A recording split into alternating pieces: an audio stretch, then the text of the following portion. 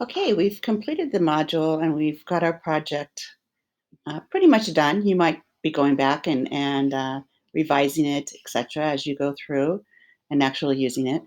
So now I would like to have you explore making copies and talk about some different ways that you could use this project and not change this original document. So the first thing I'm going to do is I'm just going to make a copy of it because now that I have it set up, I might want to use it as a template, or I might want to just rename it for the next week that I'm going to be working with students and then just modify some of the content.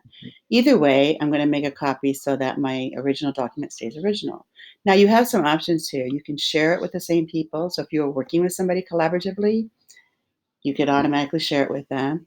You can copy over comments and suggestions and include resolved comments and suggestions. So those are options just to be aware of, and you might want to experiment with those as you work with your documents. So I'm just going to say, okay, I'm going to copy it.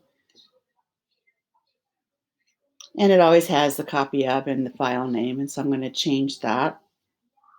I'm going to make this basically my template.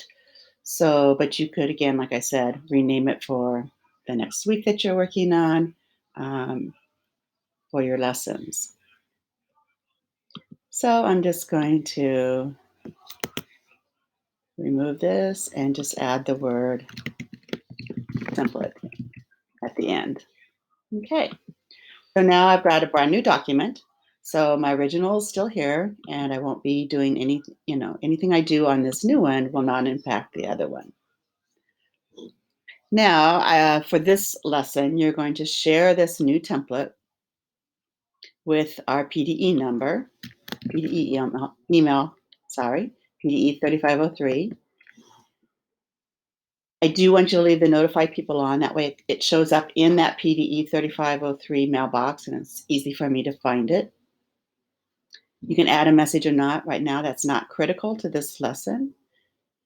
But if you were sharing this with somebody else, you might want to add a little information for them. Now, the other important thing to do is for this lesson, I don't need to be editor. I just need to see that you have completed these tasks. So viewer is the rights that I would like you to use instead. So in fact, that's part of the process is, again, working with those rights, making sure that when you're sending information out, you have taken the time to consider what rights those people need. So from editor as a default, change it to viewer, and then simply send it. Now, to show that you've done that process, I want you to go back to the share window and take a screenshot of this. It'll show the PDE instructor has been added and that the rights were changed from editor to viewer. And so when I see that, I can go to the mailbox and I can check that actually showed up where it was supposed to show up. So that's all you really need to do for this lesson. Now, as an added just piece of information, this is a nice way to share. If somebody says, wow, I really like what you've done, do you mind if I have a copy of it? Then you can make a copy, share it with them, and feel comfortable that they're not touching your original file. Now, there's another way of doing that. So this is my template, and I still want to share it with somebody. There's a Google extension called Sir Links a Lot, and I just discovered this recently, and I love it. So if you don't know about Google extensions, I'll add a little thing to the bottom of the lesson, and you can learn how to add them to your Google Chrome.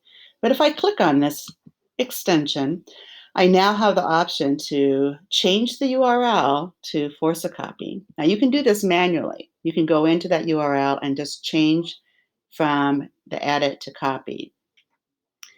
If I want to send them a template, I can just click on template, and you can see that from edit changed to template/preview.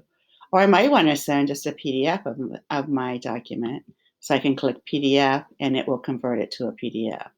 So this is a really easy way to also share a document. And once you share this copy link, when they click on the link you send them, it forces them to make a copy to save to their Google Drive, and then they have their own copy that they can work with. And you can do this on any document.